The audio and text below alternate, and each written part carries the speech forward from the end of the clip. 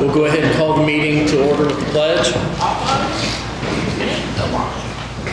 I pledge allegiance to the flag of the United States of America and to the republic for which it stands, one nation, under God, indivisible, with liberty and justice for all.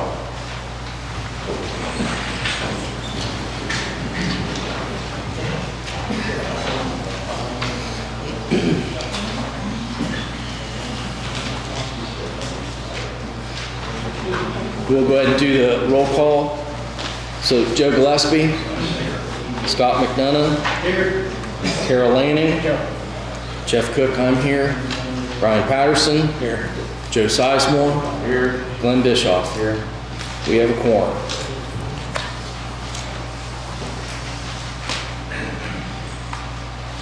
We will go ahead and open up the public hearing for the town of Cedar Grove.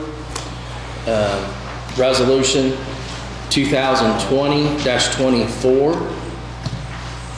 Whereas the Franklin County Council is authorized and required under IC Code 36-1-23 to grant or deny a request increasing in a subsidiary taxing unit's budget when a majority of the members of the fiscal body of such unit are volunteer firefighters. And whereas the town board of Cedar Grove, Indiana constitutes such a unit with a board consisting of a majority of volunteer firefighters, and whereas Cedar Grove, Indiana has requested that the council consider an increase in its budget for 2023. Now therefore be it resolved by Franklin County Council as follows. Cedar Grove's request budget increase for 2023 as set forth in the attached document is hereby granted or denied.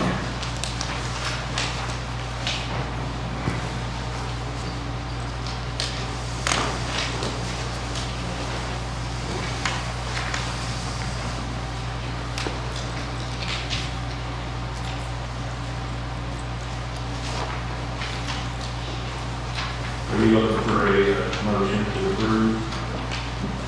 Yes. I was just looking to see if there were any pertinent numbers to read in this public hearing.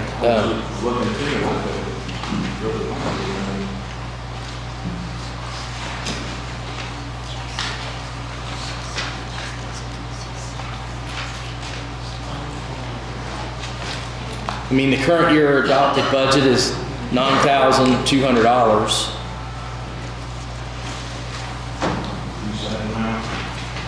That's what I was trying to figure out what the actual increase was.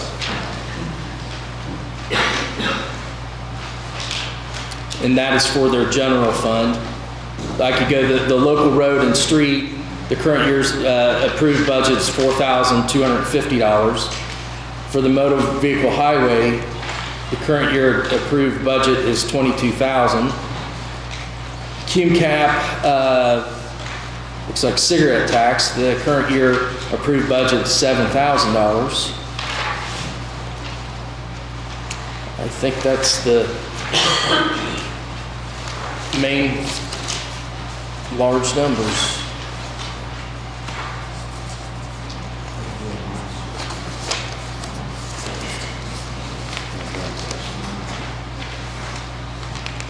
So it is up to council to approve or deny the request. Any questions? What did we do last year? I can't remember what we did last year. We approved. Yeah, but was it the same amount? I can't remember what we had. Yeah, I don't know what the amount was for last year's budget for Cedar Grove. I don't know.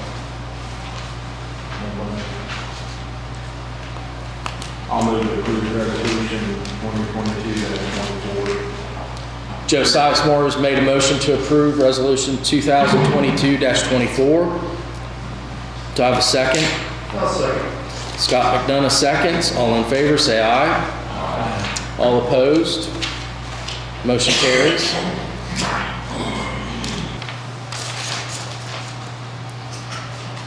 All right, next is the public hearing for the Springfield Township Resolution 2022-25, a resolution regarding the request of the 2023 budget increase for Springfield Township, Indiana.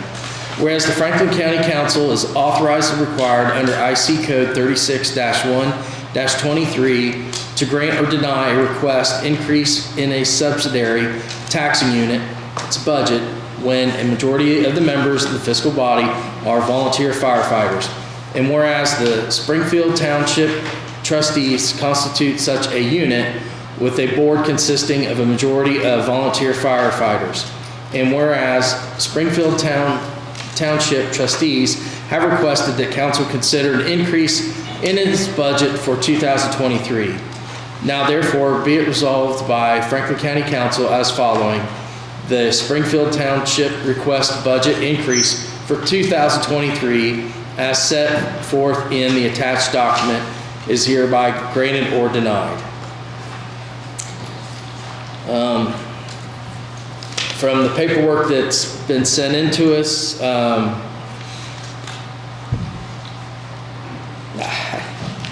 their cash balance is $24,603. The necessary expenditures are $7,000.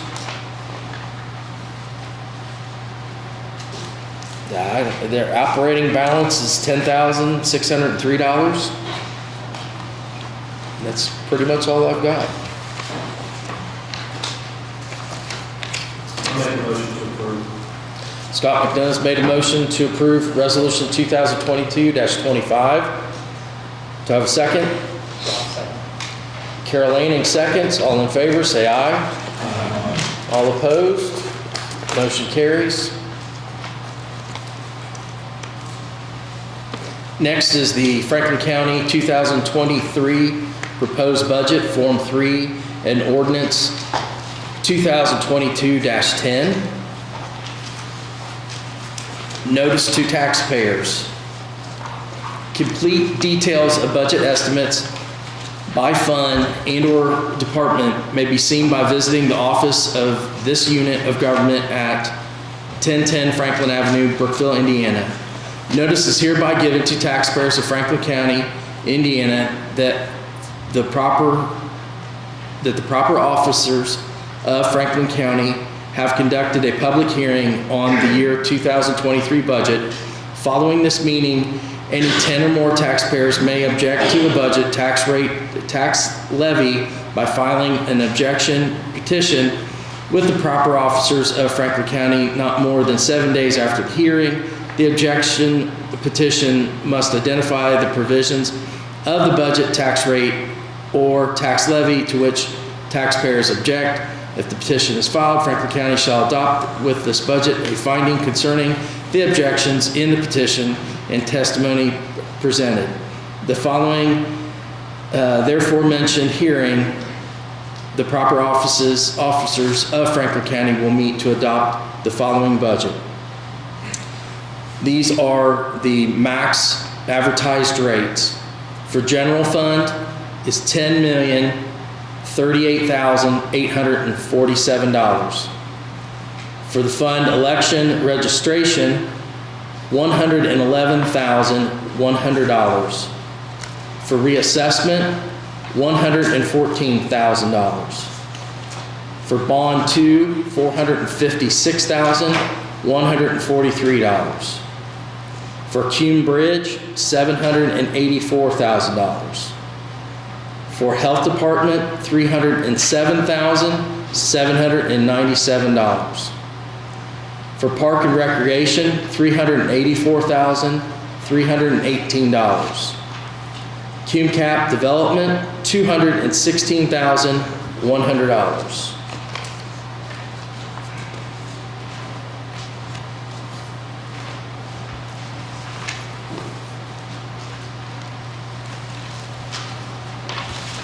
By reading that takes care of this too. What you said, yeah. So any discussion?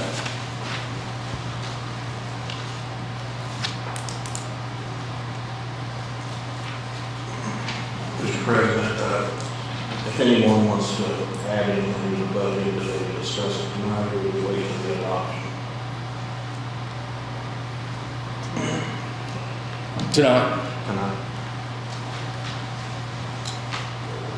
I got something on, every time we do the budget, Is your mic on? every time we do the budget, we leave the part-time people out. And I got a paper here that Jim went through and gives a add-on of how much that it would cost us to give a 50-cent raise, a 75-cent raise, and so on and so forth. And I think that we have a hard time getting part-time help because they don't make any, right? So,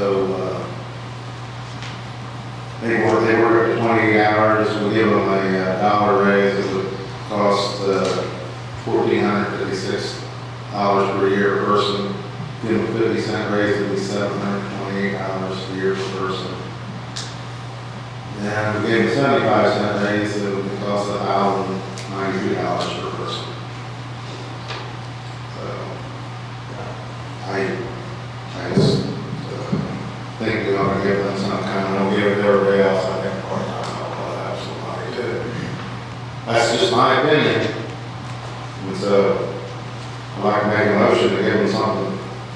Whatever you guys think, or what you don't think, or. Actually, Carla, got with me a little later on, and there's a level there we were going to meet, so it wouldn't be, it probably wouldn't be the whole 21 people with it. Is that, Well, there's some departments that pay their part-time people a lot more than what other departments pay. And if you did give them, I mean, at the time he talked this afternoon, it was $1 an hour, they would actually be making more money than the raise that was given to full-time employees. So I didn't know if you wanted to like cap it at a certain, That's up to all you guys, I'll do whatever, I just, some of them didn't. some, right, there's some that are very, very low. and I didn't realize that would have did. Well, I thought you said that last time I brought it up, but I didn't know exactly how it worked. Usually how it works is you guys give an X amount of dollars to the department for part-time help, and then they determine how much that person's getting paid or how much they actually work. I think sometimes people are asking for more money because they'd like to pay their part-time more, and then it gets cut, and then they can't actually raise it. But there's a lot of departments that need to have that raised. So I think you should actually have a minimum that you can't be like below a certain amount. I think $12 is very low in today's economy.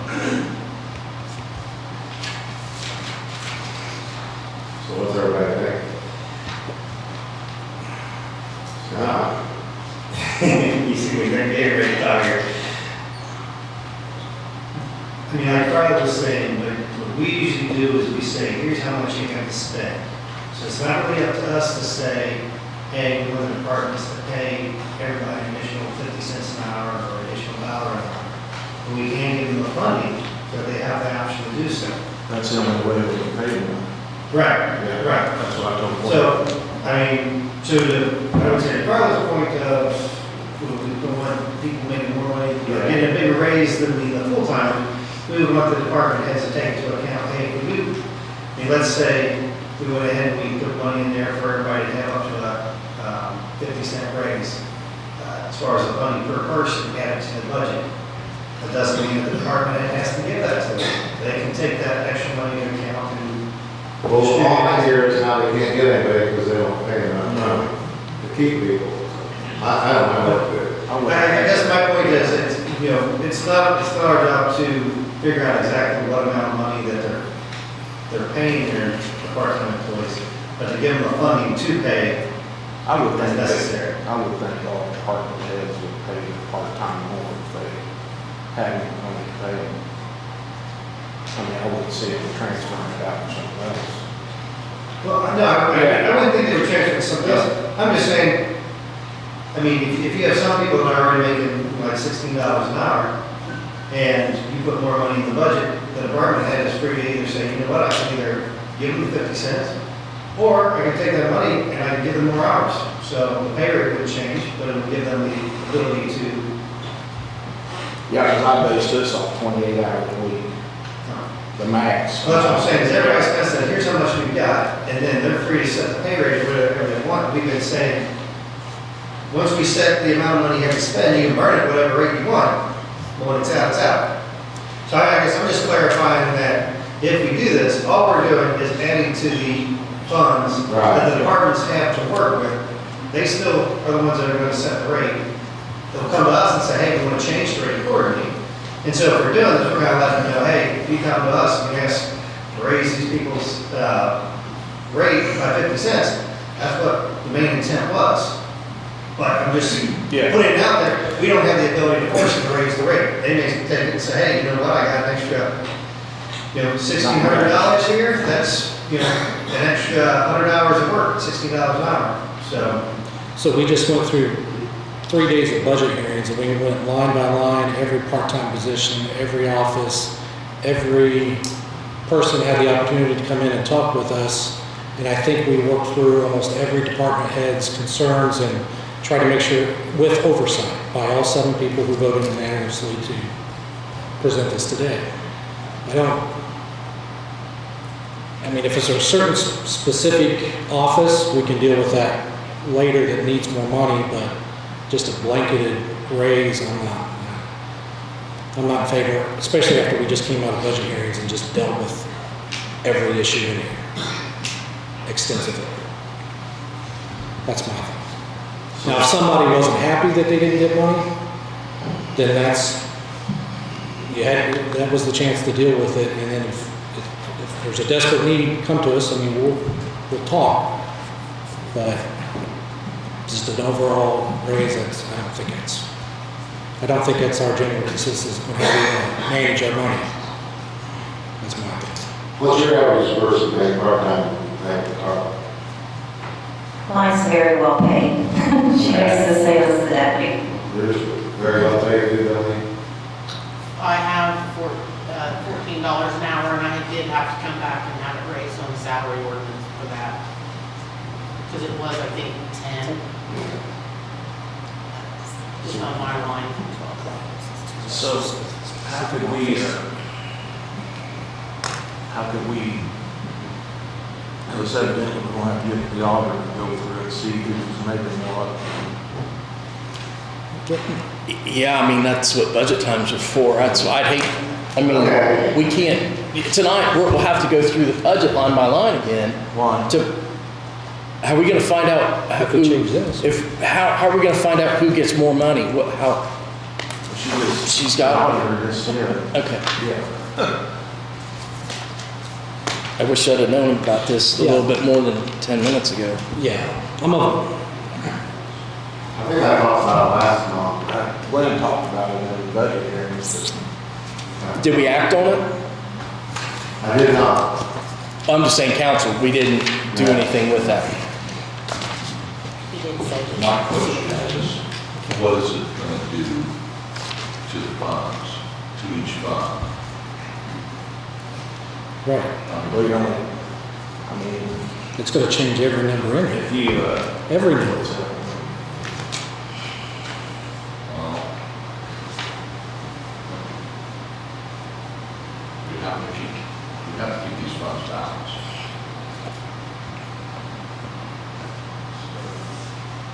for all 21, we thought we had before, it'd be $15,000 on the general. Well, we know that's all right. Yeah, That's 75. not what I'm worried about. What fund? Park fund. The art, there's a lot of part-time. Yeah. That's not balanced anyway.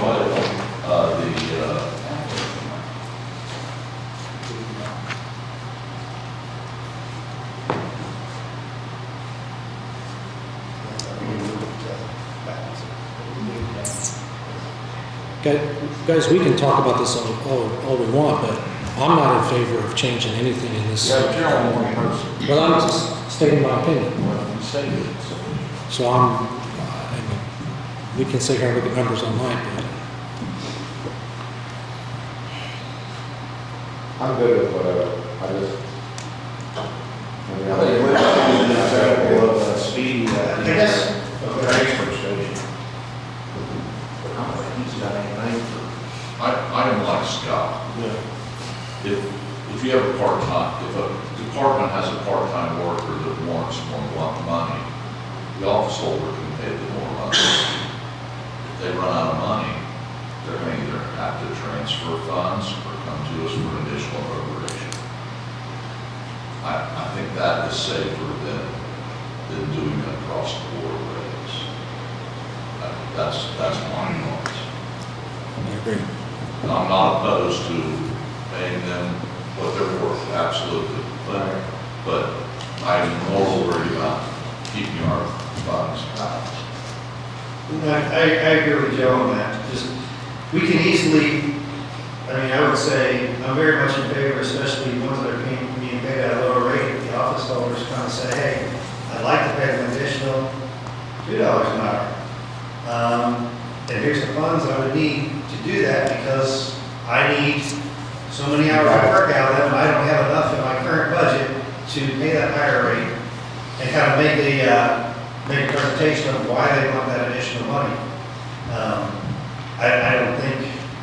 What the addition to Glenn that. was wanting to do was give some of the part-time people that hasn't done anything for years. You know. I don't know who they are either. Oh, I understand. Each one of them. I think it's a good thought. I'm just saying, I think because there are some that are paid higher and some that are paid lower, it's gonna cause a lot more issues trying to get a blanket injection of cash into everybody's part-time. Well, that was just a theory. Instead of just saying, hey, Something to let's go off of. I agree with you. Yeah.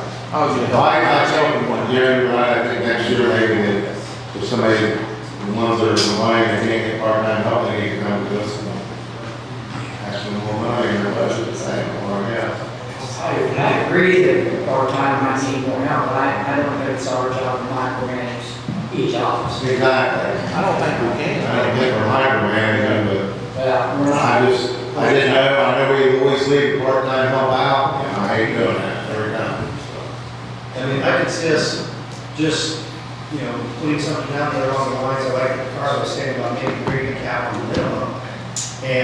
But even that, I would put it out there that, let's say we said, you know what, we'd like everybody to at least be receiving $14 an hour. So if you don't feel like you have the money in your budget to pay for the hours you need at $14 an hour, please come and explain how many hours you need. See, that's a good idea. And we can say, okay, they need 200 hours of work this year out of that part-time person. Here's the amount of money we need if we're going to pay $14 an hour, and then we can raise that fund accordingly to meet whatever cap, whatever minimum. I'm good. I don't think,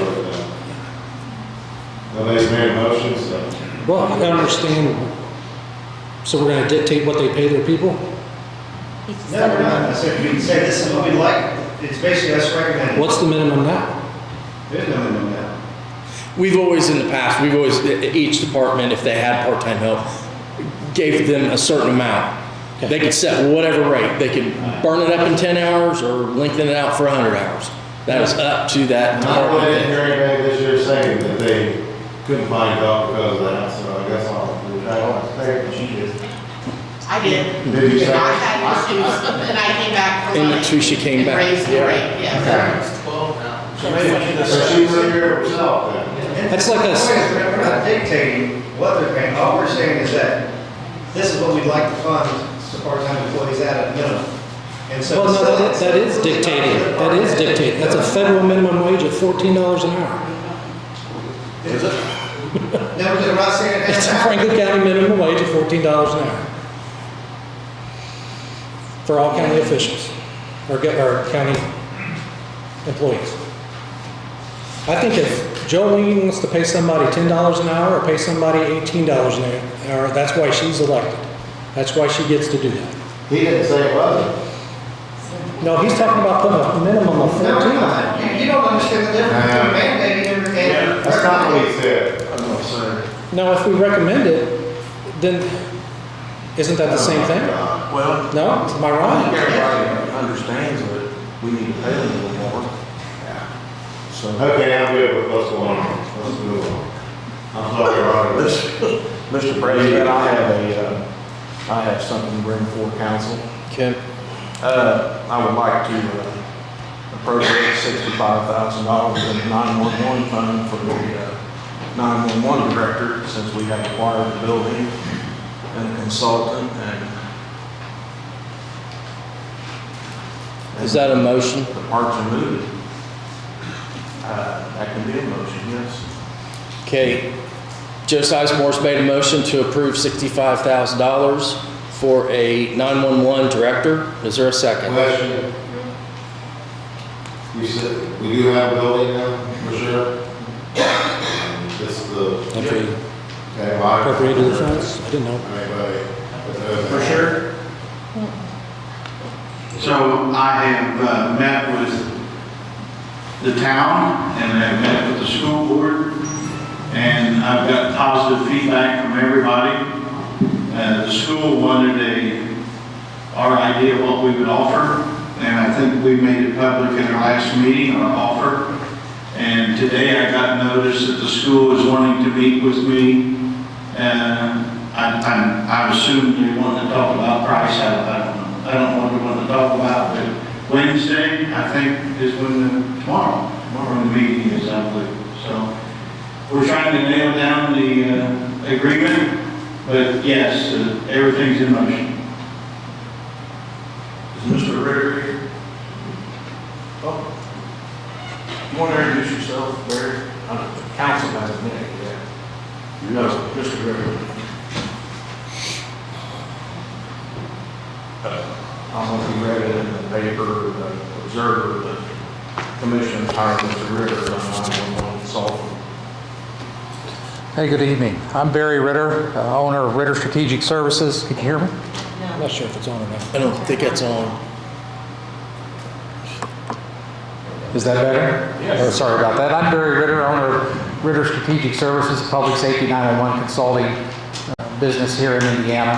I was contacted by commissioners in regards to providing a proposal to Franklin County for two specific tasks in the effort here. One is an efficiency review, site survey of potential locations to relocate the 911 center away from the sheriff's department in an independent facility, and put together a high-level report as to the strategic plan for that, what that would look like, potential costs, do a survey of the area in this building as well as the, I think it's the utility office adjacent to here.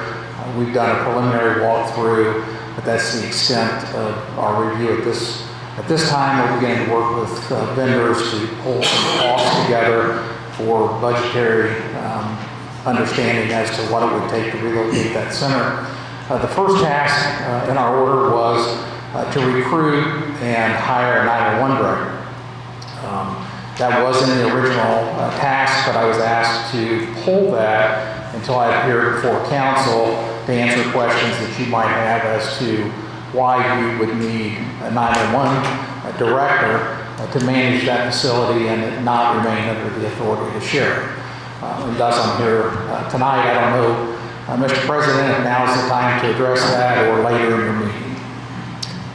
Well, I guess since there's a motion on the floor for $65,000 for a 911 director, again, I guess it's, if you are prepared to talk about it, I guess we talk about it. I'm always prepared to talk, sir. All right. All right. In today's world, for 911 public safety communications, the responsibilities of that department as a first responder agency is of the utmost importance, which you're aware. The responsibilities that happen in that center as the first point of contact for a public safety response, be it from a 911 call or from an officer or a firefighter or EMS on the street, is where that all begins and how it starts. And when I was here at the commissioners meeting, they shared with me that there was some consideration that the 911 centers stay underneath the authority of the sheriff. And I said this in public when the sheriff was here. He agreed with me. He's not a 911 director. He was elected as the county sheriff. He has other responsibilities as the sheriff, and managing the 911 center is not one of those responsibilities. Much like any other department that you would have as a government organization, it's imperative that someone is in that room that's trained, that's equipped to manage the persons, the technology, and the process, and is accountable to commissioners for the operation of that center. So to commissioners, I advocated that you reconsider looking for a 911 director to manage that department, much like you would county highway or any other agency that you have here in county government. Once that decision is made, either way, my company will continue working on the strategic plan to relocate the center. We'll include a search for a director that could be internal to the agency today, inside local government, this community, or elsewhere. But that's obviously at your discretion on the appropriation of the necessary funds. How long of a turnaround would that be if they decide to buy this building and move it out of the jail? How many weeks are we looking at on moving it? Do you have an estimate? I wish I did, but with the delay in supplies, not only building materials, but in technologies, I'm guessing we're probably, and I'm shooting from the hip here, so don't hold me to this, we're 12 months at the minimum. So if they end up buying the building, you would have to, and they decide to move, you would have time after that to look for a 911.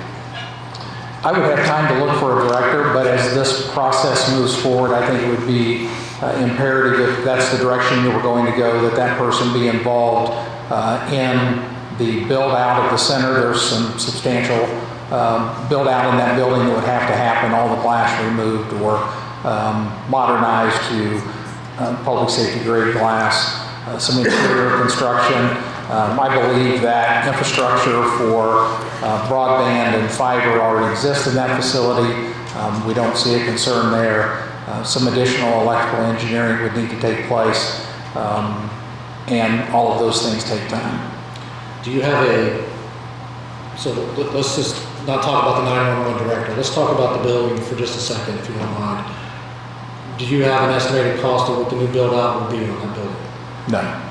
In your initial statement, you said you were charged with trying to find multiple facilities, or the best facility, or that specific building.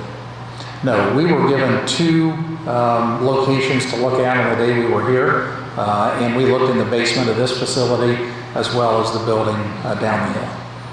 Okay. Do you feel like that building down there would be the best location in Franklin County for a 911 center? Compared to the other facility that I looked at in this building, yes. I've not looked at any other buildings though. Compared to the basement of the ambulance? Correct. Government center. Correct. Okay. Have you done over there, in that building, without expanding? Yes. Will What'd you ask me? What'd you ask me? I asked him if there was enough room for without expanding that building. He said yes. Will you put a cost estimate together to renovate that building and the hardware and the software, and is that part of your charges? I will work with a local contractor identified by the commissioners for build-out cost. That's not something my firm does. We will work on the technology and personnel and infrastructure. We're the county fiscal board, so that is important to us. Absolutely.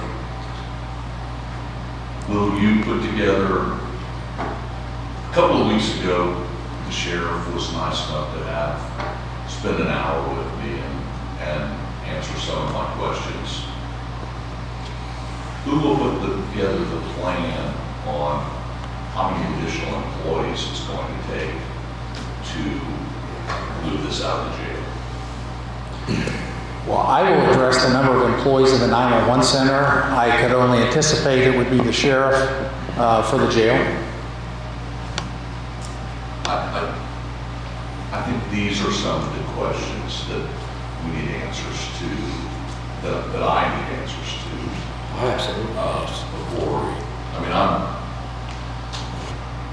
I think one of the important things that I noted when I was in the dispatch center is that the vast majority of responsibility of the personnel in the Peace Act is controlling that jail board. And that's not the purpose or the role of a 911 center, that you are to staff to receive emergency calls for service and dispatch and provide emergency medical direction prior to an EMS truck arriving. Those are specific responsibilities. And for two employees to be in that room to divide their attention between the safety of a jail officer, the safety of an inmate, a ringing 911 call, providing emergency medical direction to a caller, or answering a sheriff's deputy on a traffic stop is virtually impossible. And so the dividing of those responsibilities, while it would be an increase in personnel, I think requires diligence and attention. I understand that. Regardless, that is how it is now. And we're going to have to figure out how to fund that. Those changes. Agreed. We're going to make one move over the next 30 years, so we want to make sure that, first of all, it's the right location. I mean, you've looked at that location. We don't know if that's the best one in the county. I mean, there's some issues with that building, I guess. You're going to have to do a build out.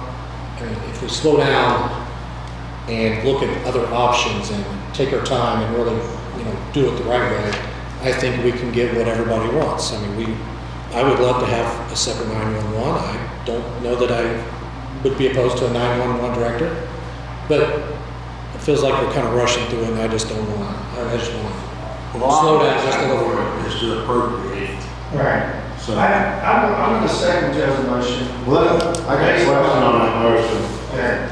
I'll go along with his motion, provided we find a building to put it in first. Exactly. Well, here's my thought, and that is,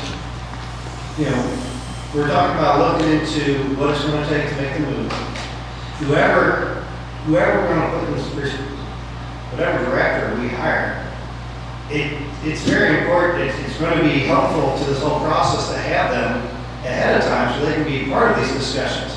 If we have someone that has expertise in that field working with us saying, hey, this is why I'd rather go to this building, to Brian's concern. Hey, this is why it's going to be better to go over here. Then you've got those discussions can be had before. I mean, to me, it makes more sense to bring in the person that's going to be overseeing things prior to building everything out. I'm just saying, if we get a building, go ahead and get him and then bring him in. I don't think we all hire him before it's all out. We're just appropriating to hire. I know, I think, okay. You're not gonna, when are you gonna hire him? Have we get the building lot, or that's just my question. So clarification though, this 911 director, who would they report to? Well, depending on how you establish that, it would essentially be county commissioners like any other department head. And for fiscal responsibility, they would report to council. That's who they report to in every other county, isn't it? Yes. Commissioners? Well, no, in counties where there are consolidated 911 centers that interlocal agreements exist, they establish a variation of different boards to oversee either the director or the center itself. It's really been left up to local government by the legislature as to how you design that and adopt the management principle. Can you talk to me about that? You said they're combining and you have interlocal agreements. But do you have counties combining their 911 operations with other counties or other cities? When the legislature modernized the 911 statute, they required consolidation of 911 centers and that there could be no more than two in any county with some exceptions. Obviously, Franklin County has had one 911 center for a number of years. However, during the time that a municipality and a county would consolidate, or more than one municipality, and there were management issues that needed to be addressed, financial support of the center, the interlocal agreements were required. And those agreements between those units of government dictated management, funding, operations, CapEx expenses, those types of things. Here, with it being a county agency, it would be under the sole authority of county government. When 911 was established in Franklin County, it was done as a joint project between Franklin and Union County. There was actually a person who suggested that if It didn't work. when we get all this done down here, to absorb Union County back into it. That person actually, that's what they told me today. It didn't work. Yeah. But it probably didn't work back then, because back then, I think we better take care of ourselves. yeah, the banking was a little different, so. And my concern again is when we had a 911 director, things were going bad and the commissioners wouldn't get rid of her. And that's why I liked when the past sheriff took control of it. Then they could hire and fire, and it was changed. It changed it. Otherwise, no one, I don't know. You gotta have somebody who's in control of it. That's right. That's why I want to hire a 911 director. I have a question. What fund do you propose? Do you propose this to be out of state 911? The Carl said $65,000 appropriate? Carl said there's plenty of cash in there to cover it. Well, there is $300,000 cash there, but it's currently 130, or it's projected in 2023 to be at a $133,000 deficit. So there's time to spend that cash, but What we got there? If you were gonna do something like this, I would do it through the PSAP itself, through the public safety tax. Do you have the PSAT tax here? What's the rate? Do you know? Do you know what it's generating in revenue? Grant, do you know the rate? Yeah. The way it works is they present their budget to council, and then we do the resolution, and then we just set aside whatever the budget is. And really, as far as I'm concerned, with the safety of the county and the citizens of this county, we can have our revenue. How much is in general? 5 million? 65,000, they want to touch 5 million on here. Yeah. I mean, that's what Tom, did you have? I do. Yeah. So I kind of like Glen's idea.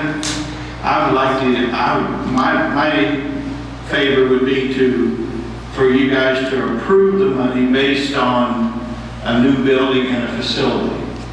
We don't want to put a director into the jail with the location it's at. We've been there and done that. It's the sheriff and the director, too many conflicts, it don't work. When it's in there, he's got control, I'm good. But when it's out of there, the sheriff needs to be away from it, and that's when we need a director. I guess I'll reemphasize. And one more thing. How can I say this delicately? Insurance.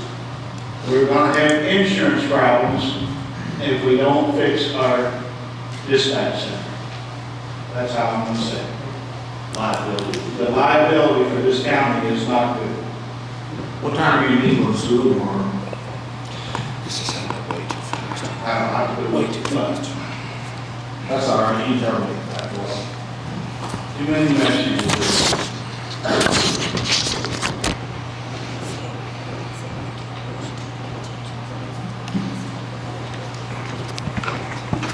So to that point, Joe, you want to add the stipulations to the 65 that's Yeah, that's right. appropriated until a building is I want to appropriate it, have the money ready. established? When the building, everything's ready to go, Mr. Ritter can have advertise for 911. That is the same motion that we have turned down twice already. Almost. Budget hearings and then our last meeting. I was at the last meeting. Yeah, we had the same conversation and it was, yeah, sorry. Okay, there's been a motion made for $65,000 for a 911 director by Joe Sizemore. It has been seconded by Scott McDonough. So all in favor, raise your right hand. All opposed, raise your right hand. Hope you got Motion good fails. services. I am not opposed to your motion, Joe, I'm opposed to. Well, why ain't it voted? What we doing for appropriating the money? We've got a lot of money to spend. If we're not We got gonna spend it, we got almost $1 million in rainy day. We've got millions to I'll spend. back it 100% if we get the building.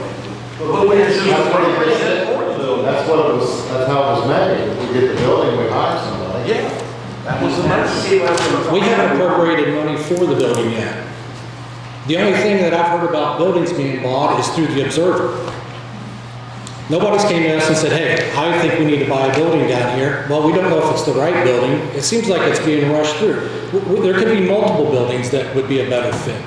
I expect we're gonna spend $1 million on that building for that and equipment. Yeah, Oh, another thing. and still not have any parking.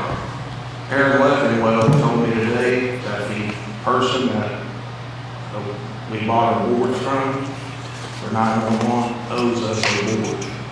We only installed 2, we paid for 3. Owes us what? A board, a 911 board. He said we paid for 3, but they only installed 2. Okay, so, Just FYI. Is that correct, Sheriff? Need a motion. I don't understand what we're talking about. yeah, There's 2 control boards. You have to, Aaron said we paid for 3. Aaron said we paid for 3, he only got 2. That's the first I've heard of that. If they're talking about the 911 call handling equipment, those were purchased back in 2009 with federal dollars.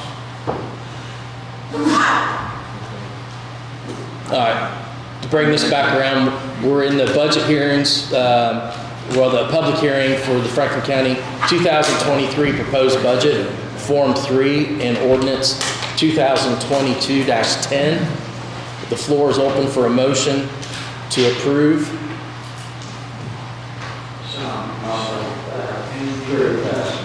Tax 2010. I'll second. Carol Lanning has made a motion to approve the Form 3 and Ordinance 2022-10. Scott McDonough seconds. All in favor, say aye. Aye. All opposed, motion carries. Mr. President, I got one question to come back to. Yes, sir? Does council want us to stop negotiations on the building, on that building? I don't. No. We want to know what's going to cost. I think all of council, everyone, as soon as you guys get more things together, which I know you're going to come before council and let us know. Right now, there's no sense in, that's why you're not coming in front of us going, well, maybe this, maybe that. I don't want to hear maybe, and you guys don't want to tell us maybe. Alternate buildings, Mr. Wilson and I even went to the old house behind the courthouse that we own. And that would be a location, but we looked at that's not appropriate. And that's the best building we can find, the best location, being right beside us, so. Tom, just let us know whenever you get more concrete stuff together, that's all. Okay, Yeah. all right, I'll keep it. I can't speak for the rest of the council, but I have no interest in micromanaging the commissioner's search for a proper building. To me, that's completely up to you guys. Good enough. Okay. On to we're gonna, I need a motion to close the public hearing. Motion to close the public hearing. Joe Sizemore's made a motion to close the public hearing. Do I have a second? Glen Bischoff seconds. All in favor, say aye. All opposed? Public hearing closed. We will move on with our regular meeting of old business for the minutes for August 30th, 2022.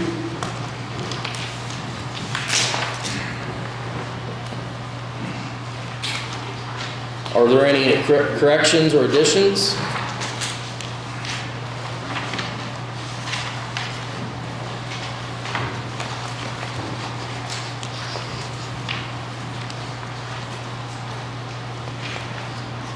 Seeing none, the floor is open for a motion to approve. Motion approved. Glen Bischoff's made a motion to approve August 30th, 2022 minutes. Do I have a second? Second. Brian Patterson, seconds. All in favor, say aye. Aye. All opposed, motion carries. I'm going to send this over here. First day, it's my first day. All right, next, John, you're up.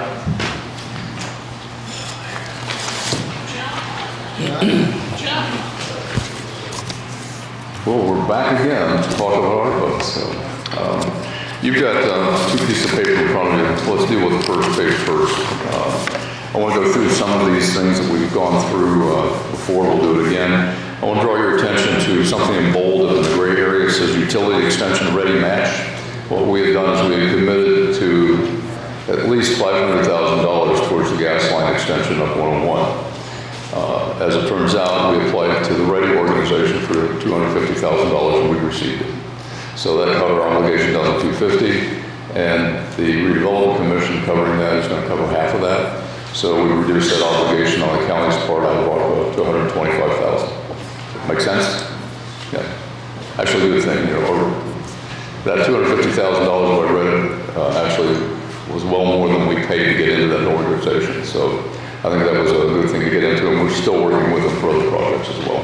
So if you get down to the section where it says proposed projects, that's what we're here to talk about tonight for the most part.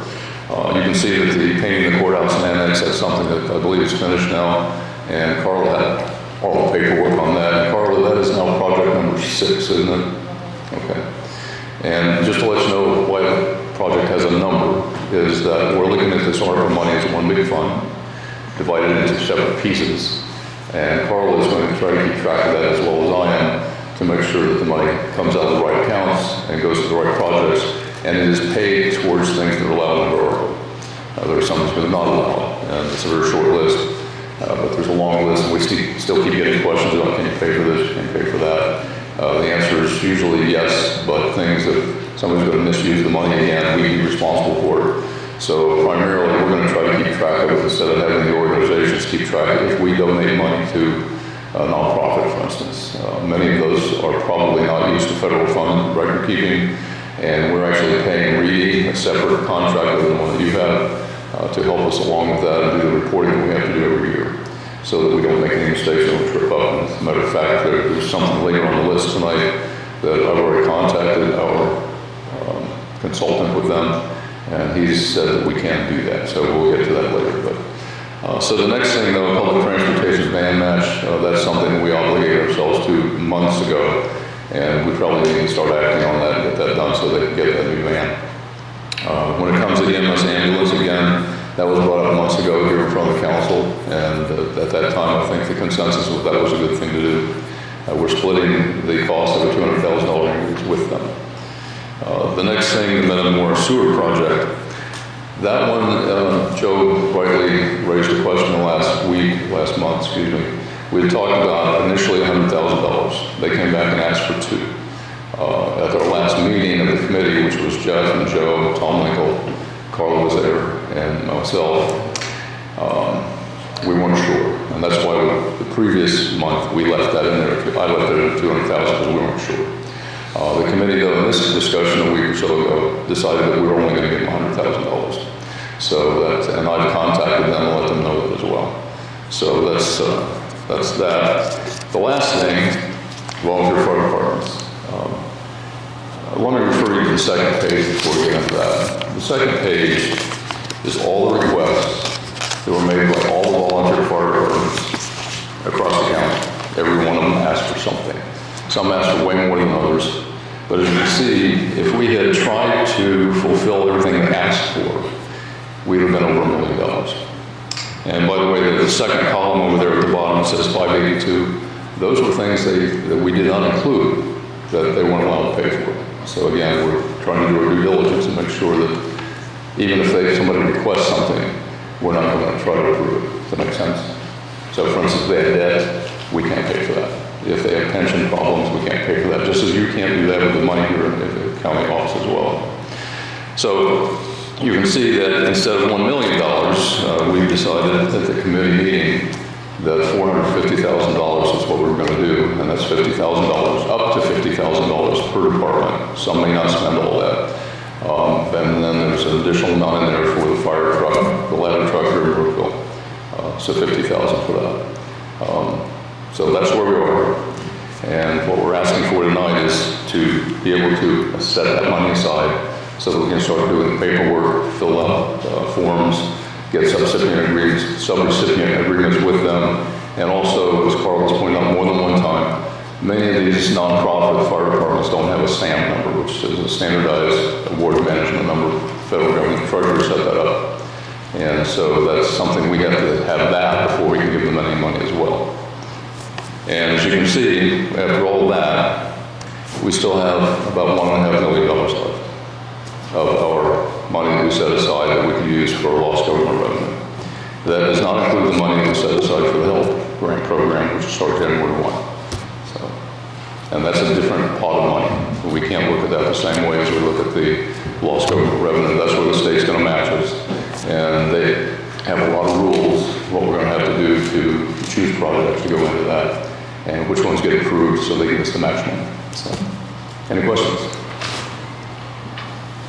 My only question is for if we're appropriating $450,000 for volunteer fire department projects, who is the one that's going through and... Scott, you're going to have to say that louder. I'm sorry, or I'm going to walk up close to you. I can walk close to you.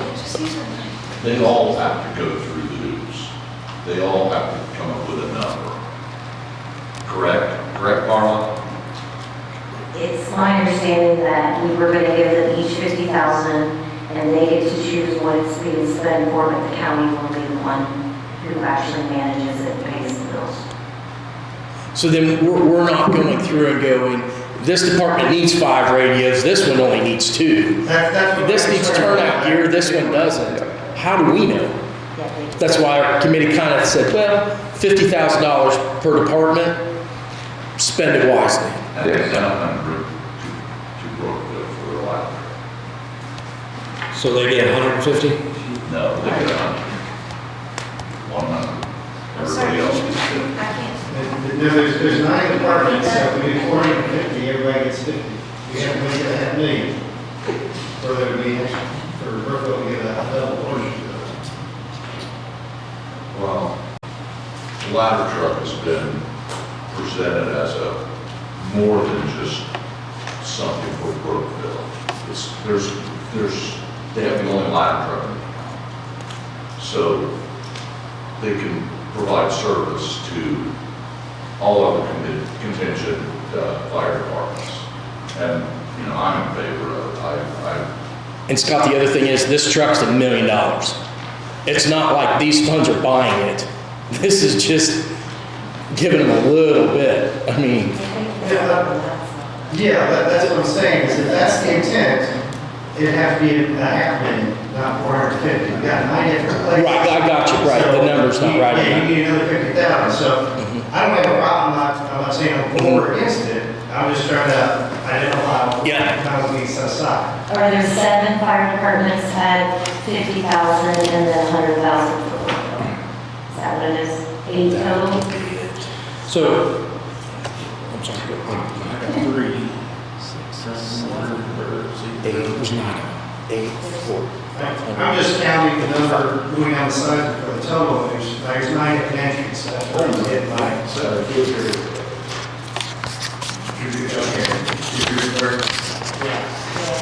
okay, so that's it. So that's the missing bit.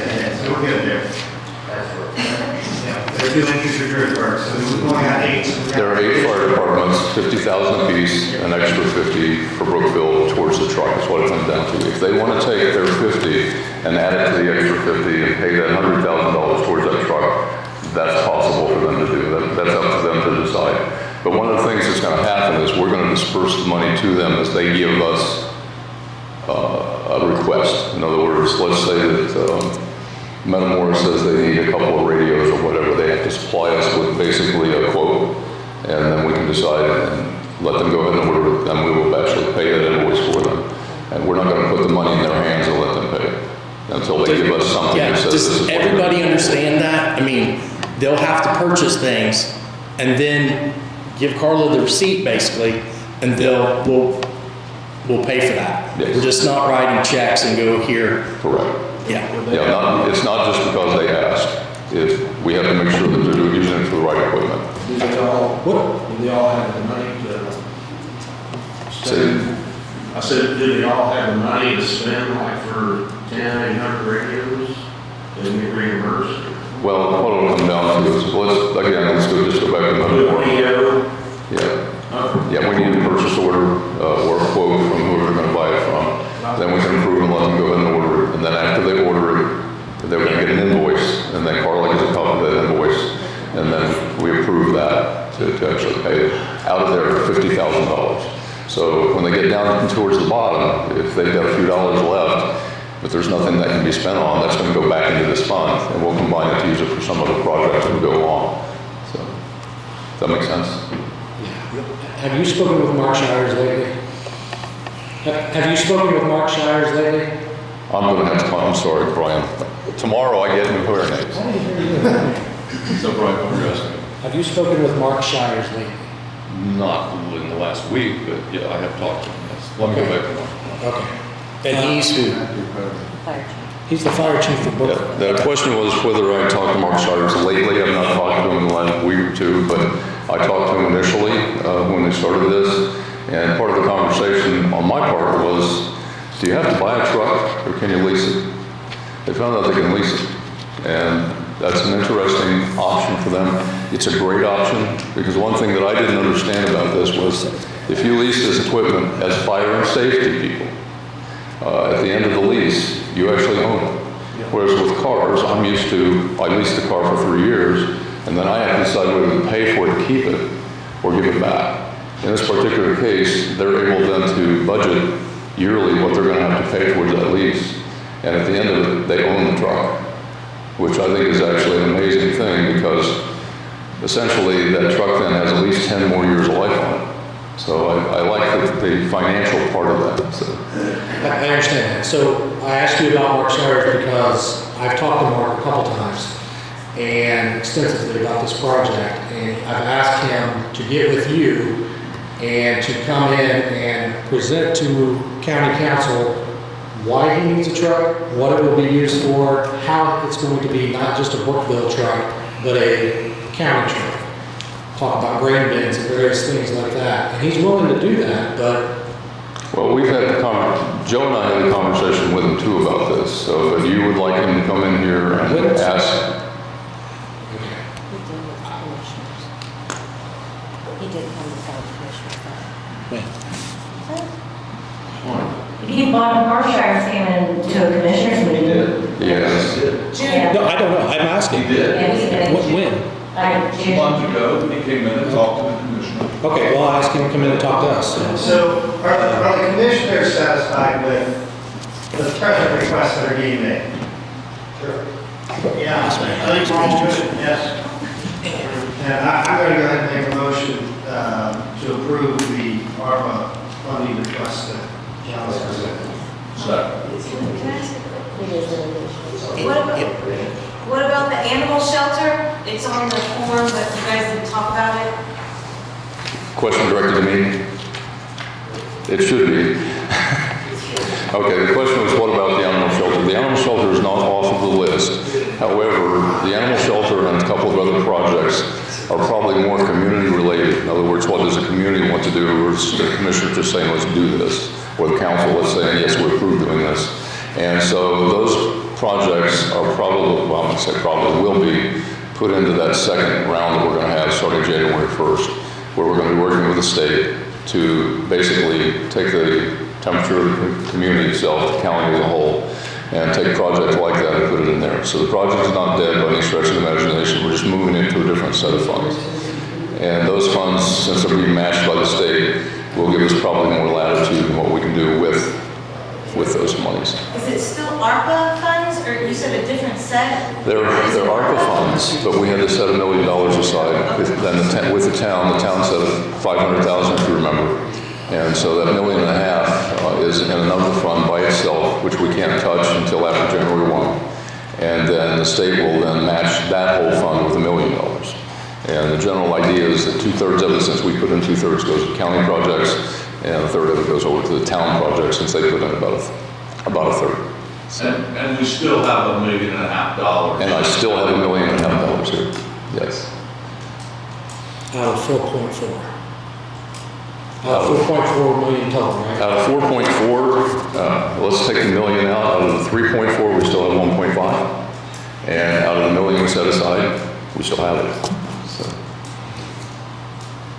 Do you know what the Metamora Sewer District wants? Sorry, Ron. Do you know what the Metamora Sewer District I wants? do. Joe? I do. Their grinder pumps are failing. Okay. And to replace all of their grinder pumps is going to cost $200,000. And so their infrastructure is failing. They don't have the money to buy them. They have agreed to raise their rates. If we will help them with this project, they're going to try and generate their own revenue down the road. This won't pay for everything that they need. This will pay for approximately half. And again, Tom Wilson and I went out there to the board meeting and talked to them. Exactly what Jay is saying is what they told us, is that, you know, they need the money. What they're trying to do is, the pumps are not only old, they're an old design, they're difficult to work on, they're expensive to work on. And so what they want to do is try to update those pumps to things that are easier to get parts for and a lot easier actually to do the repairs when they need them. And that whole system is run on grinder pumps. Everybody, and sometimes 2 houses, have one grinder pump, and anything that goes in there is ground up as fine as it can, then shipped over to the treatment center. And if you're not careful what you put in the pump, you wear them out pretty daggone fast. Now, I had one home for my septic system. I've had it for about 25 years, and I haven't had any issues with it. But again, I'm how should I put this? I'm the grinder pump Gestapo at home. My wife doesn't like me very much because I keep saying, don't put this stuff down the drain. But many people that do that, and that's their problem, is that it's a complicated system. They need more money, and quite frankly, one of my goals is to find them more money outside of what we're talking about tonight. So this gets them to a point where they get in decent shape, but not great shape. So.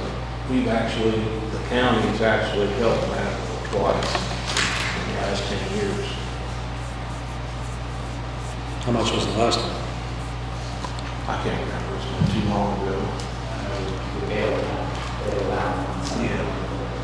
So, Franklin County needs this, we don't need this sewage treatment facility not working. No, we don't.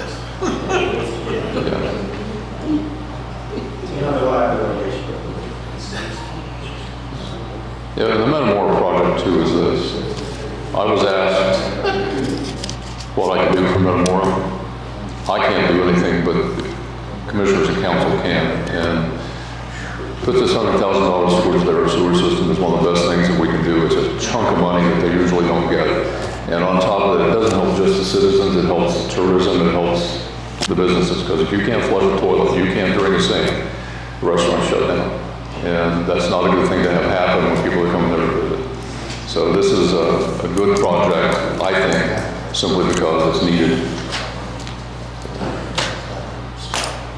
So there's a motion been made and seconded, but I do want clarification. What number is council voting on tonight? You're voting on $733,000. Okay, I just wanted to make sure we're all on the same page. Because in the appropriation was $700,000, so is there any issue with us raising that to the $733 You cannot, because it's not been advertised. But we have extra funds. You advertised 750, I believe. No, we advertised 700, but we have extra money sitting already in the fund that wasn't used. That's sitting, there's money appropriate to cover it. Okay. So then we're voting on the 733 then. If, For approved projects. Right, for approved projects. okay. And then we'll go through and do an additional. Right, okay. All right, so there's been a motion made and seconded for the projects listed. So all in favor say aye. Aye. All opposed, motion carries. Thank you, gentlemen, and ladies. Appreciate it. Thank you for all your work. All my work.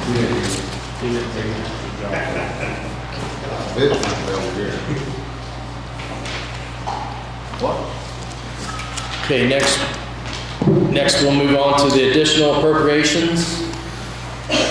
Resolution 2022-28, where it has been determined it is now necessary to appropriate more money than what was originally appropriated in the annual budget. Now, therefore, Section 1 be it ordained by County Council of Franklin County that for the expenses of the taxing unit, the following additional sums of money are hereby appropriated out of the funds named and for the purposes specified, subject to laws governing the same.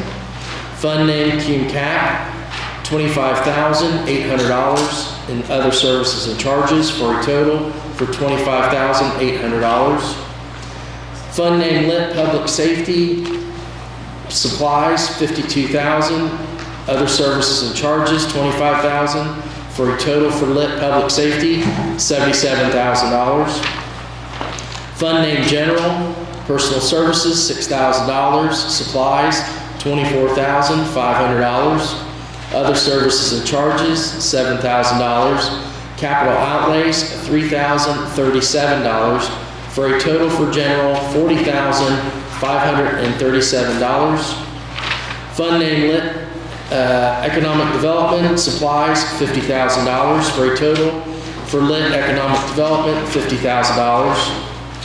Fund name Surveyor Corner Perpetuation, capital outlays, $33,668 for a total for Surveyor Corner Perpetuation, $33,668. Fund name Park, other services and charges, $2,171 for a total for Park Fund, $2,171. Fund name ARPA 2021, other services and charges, $700,000 for a total for ARPA 2021 fund, $700,000. Fund name Health, capital outlays, $45,000 for a total for the Health Fund, capital outlays, $45,000. Any questions?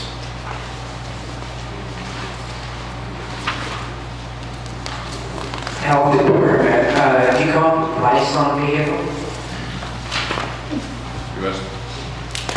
No, the Health Department. Currently, there has been a vehicle donated to the health department that they are working on and looking at. So we had tabled that the last time. Yes, as far as I know of, yeah, the sheriff had donated a vehicle for the sanitarium. Okay. And so, yeah. All right, thank you. Thank you. We're gonna have the mechanic at the highway check it over. I think it's well maintained, good enough for her yet, yeah. Yeah.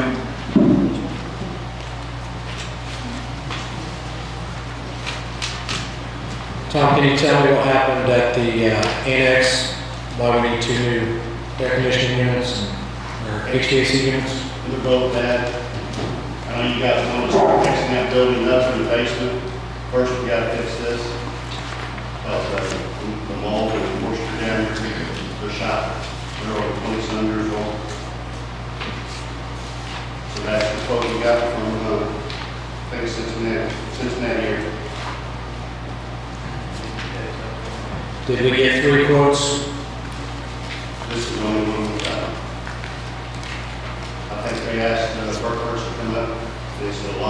everything even available. Yeah.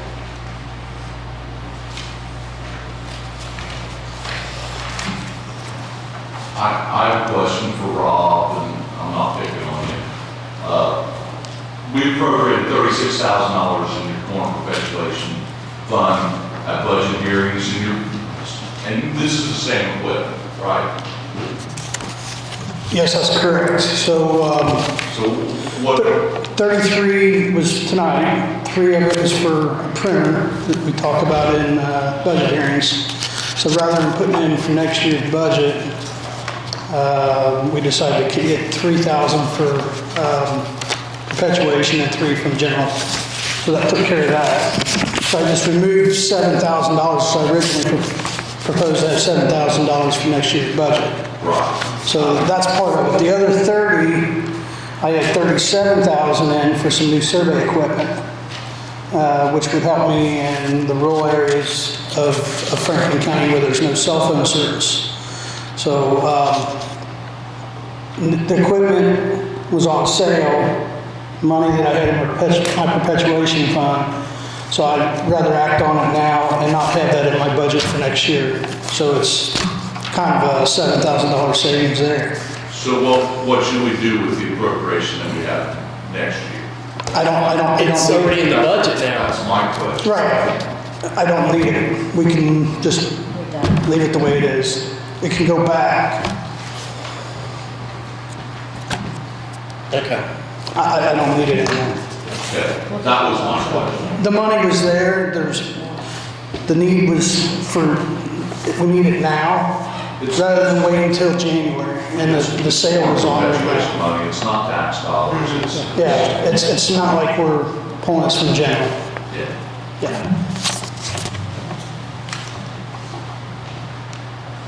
Let's see, so back to the building repair, $25,800. You said the 2 air conditioning units are 20 years old, they went out because of moisture and mold in the basement. No, they don't. Oh, So they haven't been operating, next couple of days, so. they what now? I said, the air conditioning is, and one of the furnaces is bad, they haven't been operating, so there's been no heat or air in the basement, so that's probably contributing some of the mold down there. So we gotta fix those first before we, I think you guys appropriated $40,000 to fix the basement down there in your budget. 44. We gotta start somewhere. It needs a dehumidifier installed with that heating and cooling unit, get humidity out of there. Well, I'd like to at least see a couple quotes from Franklin County HVAC installers before we appropriate this money if possible.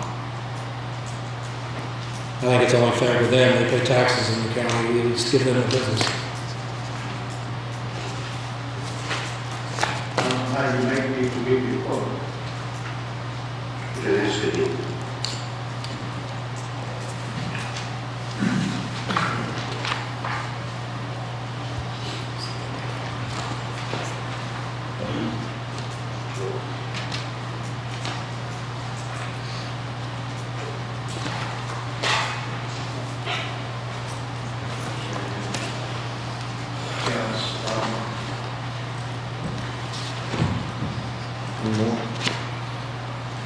I'll move to approve additional appropriation resolution ordinance 1022-28.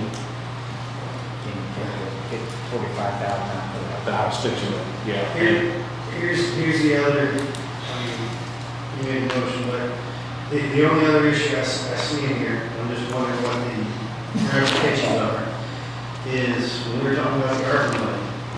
What? When we were talking about the ARPA money, you know, we were talking about $733,000, all right?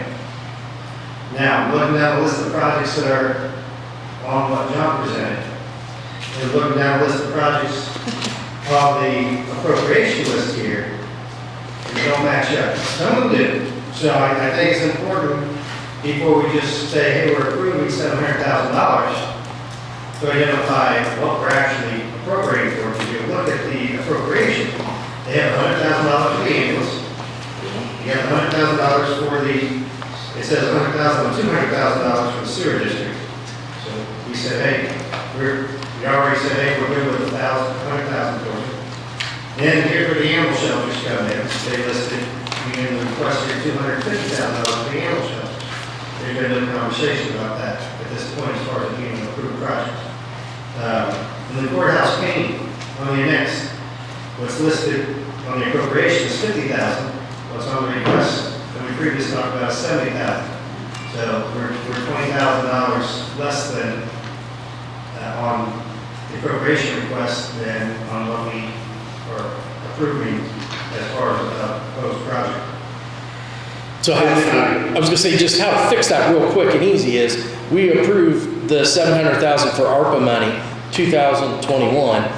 The $700,000 goes to the approved projects that council had previously approved. Okay. If you put that in your motion, then we're all good. That's what I want to do, is make sure that we identify that the $700,000 that we're appropriating is going towards the approved projects, not the list.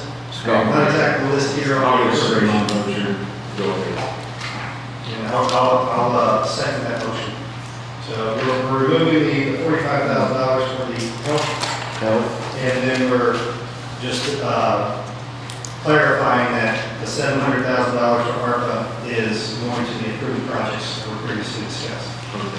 Okay, Joe Sizemore's made a motion to approve the additionals minus the $45,000 for the health department and a clarification of $700,000 for the ARPA 2021 money be used for projects approved previously tonight by council.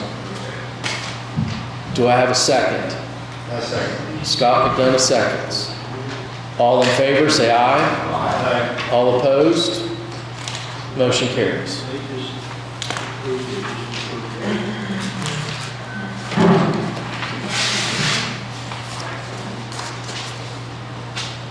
So we're asking for clarification. Did you approve the air conditioning units and the additional appropriation, or you Yeah, said just all of them.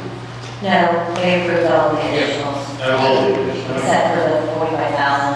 Okay, Okay. got it, thank you.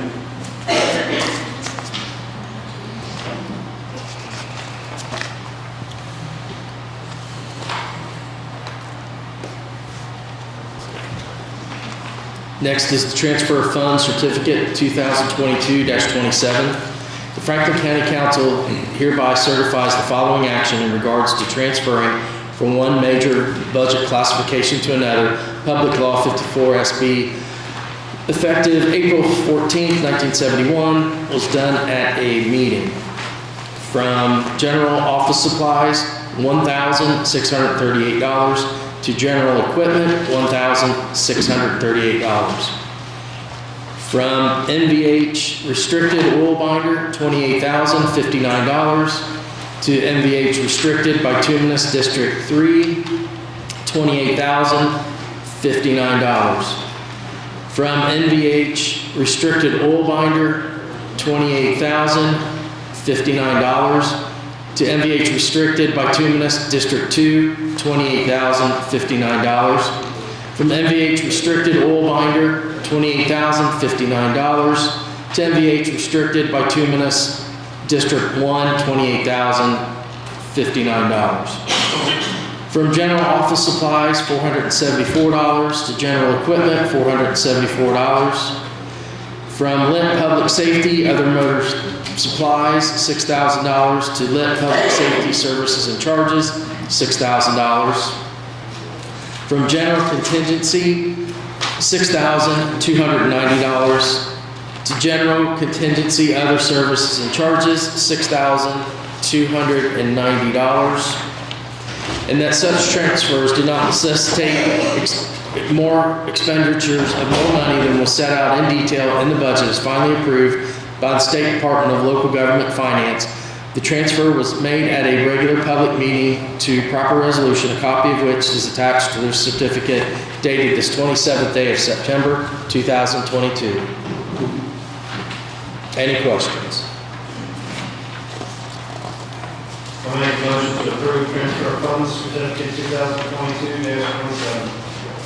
Scott McDonough has made a motion to approve Resolution 2022-27. Do I have a second? Second. Glen Bischoff seconds. All in favor, say aye. All opposed, motion carries. Okay, next, before we get to the Reedy Financial Group invoice, Carla said that the fund for the Reedy Group, we're gonna have to transfer some money to that to get us to the end of the year. We could take it out, we were thinking around $40,000. And we could take that from county council's contingency fund. So we'll have to advertise, but we just need a motion or. You can do a motion. You can do a motion and then we'll just put it on the resolution for the next meeting. Okay, on the resolution. 40,000. 40,000. I'll move to transfer 40,000 from county council contingency to the Reedy Financial Group line. Joe Sizemore has made a motion to transfer $40,000 from the county council contingency fund to the line to pay the Reedy Financial Group bills. Scott McDonough seconds. All in favor, say aye. Aye. All opposed, motion carries. So can we pay them? Do they have enough payment? Okay. So this is for invoice number 8823 in the amount of $18,521.62. I'll make a motion to pay the current invoice for $18,521.62 to Reedy. Scott McDonough has made a motion to approve the bill. Do I have a second? Second. Joe Sizemore seconds. All in favor, say aye. Aye. All opposed, motion carries. Next is the Barada Law Office.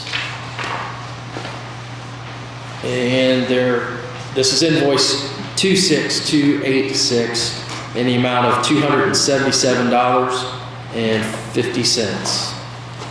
I'll make a motion to pay the Barada Law Office invoice in the amount of $777,000. Scott McDonough made a motion to approve the Barada Law Office invoice 26286. I'd like to second Scott's first question. Denied. I need a second. Second. Joe Sizemore seconds. All in favor, say aye. All opposed, motion carries. Next is the commissioners. It's the town of Laurel. Okay. He's here from the town of Laurel. He's on the town board. Yeah. Thanks for having me, council. This is, By yourself. yeah, this is Matt Worth. He's an engineer with Commonwealth, the town of Laurel. I would take it out all. So, motion has been made and seconded. All in favor, say aye. Aye. All opposed, motion carries. Thank you, council. Thank you. Good job, Pete. Thank you, guys. Need to get a guy from Metamora and touch with him. That's just for your review. Okay. Anything else to come before council?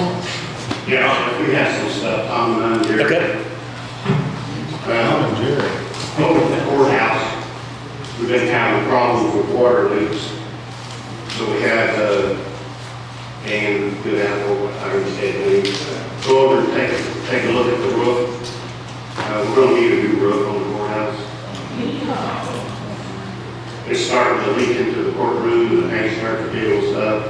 And then we got a bunch of tough pointing on the brick and the stone that needs to be done on the limestone, and to seal that. And I got a quote for that for Dave for $64,500. Can you say that again? How much? $64,500 for the tuck pointing and the stone on the brick and the limestone. We have not got a quote yet on the roof. We're waiting to see what he comes up with. But it'll probably be next year. But I'd like to do this tuck pointing and sealing to stop some of the leaks. And because the mortar joints are completely gone from a lot of them. And we think that's where the water's getting in. We got to constantly change the ceiling tiles in the jury room in Judge Cox's court. money from, or how you want to do it, or if you want to do it. When did you get the quote? This one today. From the guy that's painting, done all the painting. Okay. And I asked, We gotta get multiple the judge quotes. had any money that he could spend on the courthouse. That question's not been asked to the judge yet. It's not asked to him yet? No. You scared of him?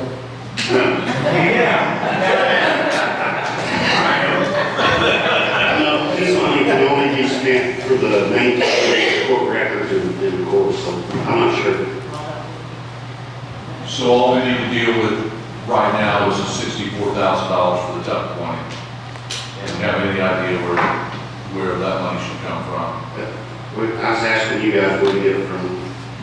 Fume cap is broke. I mean, we've run through a couple $100,000 probably on the jail this year already. We're probably going to be asking you for more. I think we're down to $6,000 in the fume cap after everything's paid. This was supposed to be. Where's this painting contractor from? He is from Chance Painting LLC, State Road 1, Brookville, Indiana.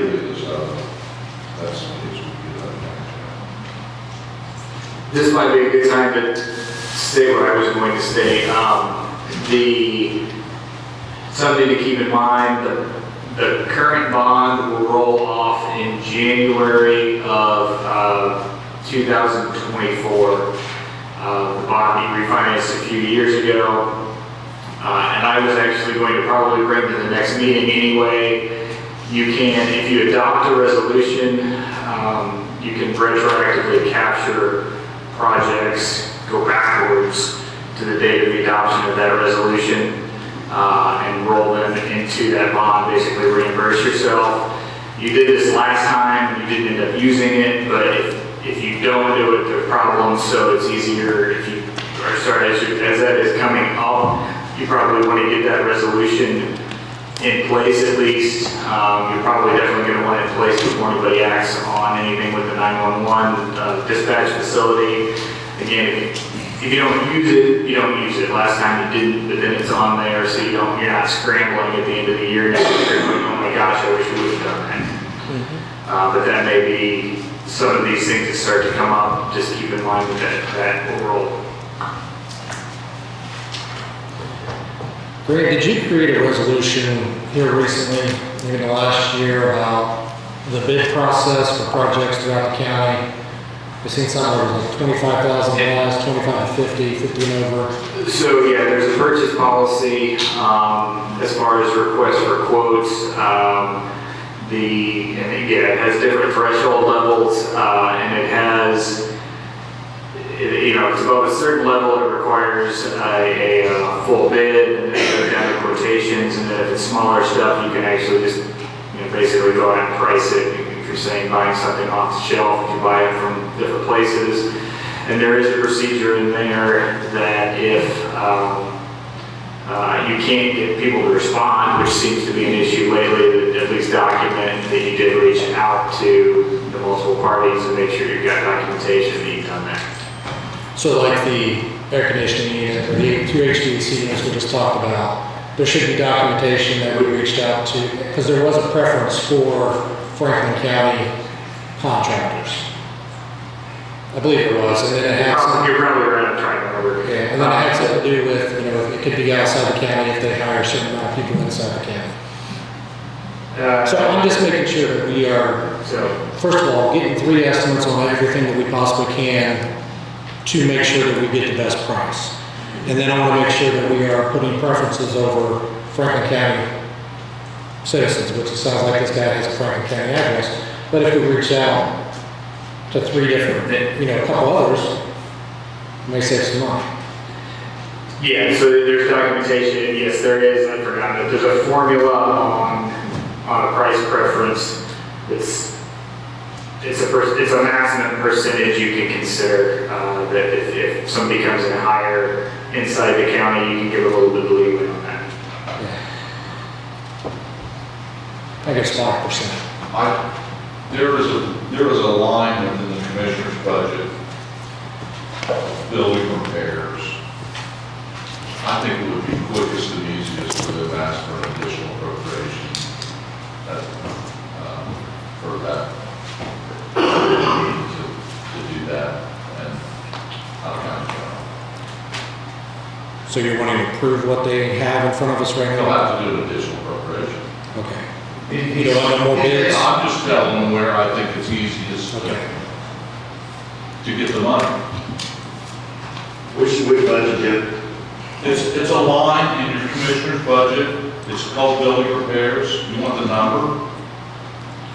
1,36425-0068.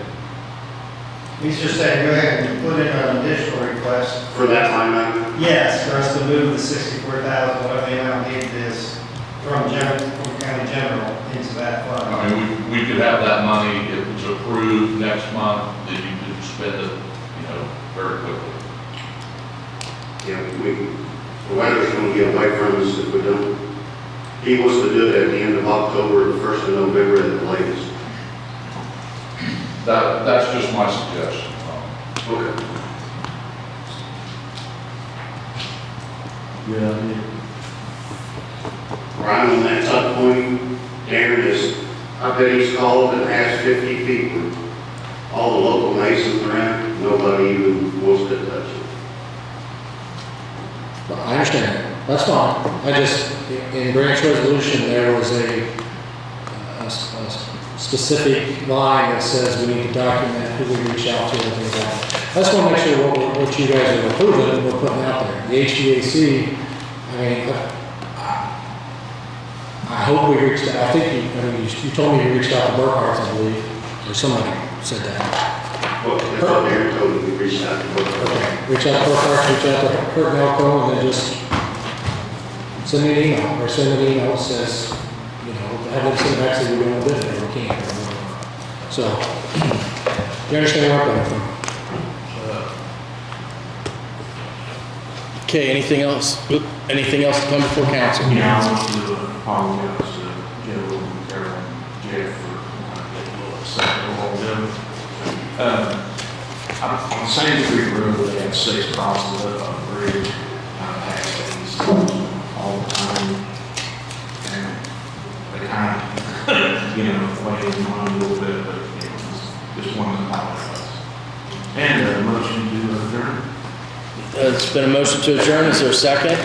Second. All in favor, say aye. Meeting adjourned.